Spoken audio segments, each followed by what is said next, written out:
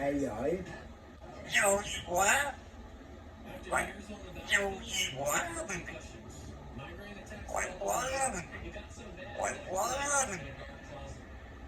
Nhậu quá mình. Quậy quá mình. Nhậu quá đi, nhậu quậy quá đi kìa.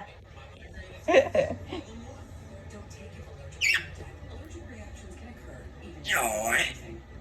Quay này giỏi.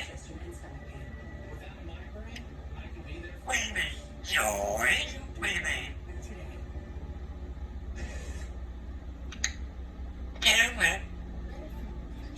Trang mặt rồi của con. Ok. Giỏi. Quay này giỏi. Quay này. Quay này giỏi. Bài con sọc bài. Bài sọt bài. Bài sọt bài. Bài sọt. Bài sọt. Bài sọt bài. Tại sao anh bỏ? Tại sao anh bỏ?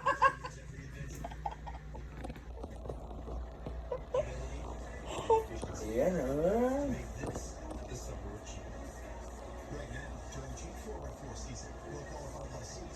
Giỏi.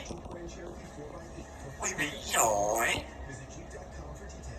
Quay này giỏi. Quay này. Quay giỏi. Giỏi.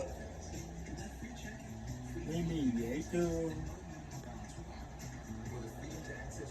Mimi dễ thương. Giỏi.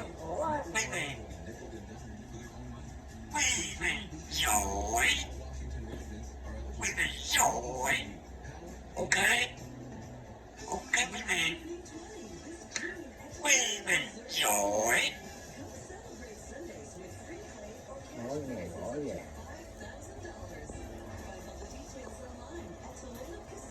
Tại sao anh bỏ em?